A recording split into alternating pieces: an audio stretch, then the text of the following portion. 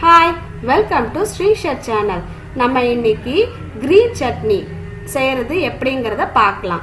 இந்த வீடியோ உங்களுக்கு பிடிச்சிருந்ததுன்னா லைக் பண்ணுங்க, ஷேர் பண்ணுங்க, சப்ஸ்கிரைப் பண்ணுங்க. மறக்காம பக்கத்தில் இருக்க பெல் ஐக்கானை கிளிக் பண்ணிடுங்க. வாங்க நம்ம இப்போ வீடியோக்குள்ள போகலாம். கிரீன் சட்னி செய்யறதுக்கு ஒரு கையளவு கொத்தமல்லியை வாஷ் பண்ணி உள்ளே போட்டுக்கோங்க. ஒரு கையளவு புதினாவையும் வாஷ் பண்ணி ஜாரில் போட்டுக்கோங்க. 4 பச்சை மிளகாய் எடுத்துக்கோங்க. இது கூட ஒரு சிறு துண்டு இஞ்சி, 4 பூண்டு, 2 டீஸ்பூன் பொட்டுக்கடலை போட்டுக்கோங்க. இதை நல்லா அரைச்சி எடுத்துக்கோங்க.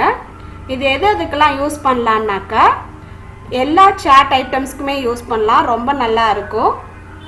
பானிபூரிலாம் செய்யும்போது கிரீன் சட்னி ஊற்றுவோம் இல்லையா, அதெல்லாம் அதுக்கெல்லாம் யூஸ் ஆகும். இப்போ உப்பு போட்டு நல்லா இன்னும் கொஞ்சம் தண்ணி ஊற்றி நல்லா அரைச்சிருங்க.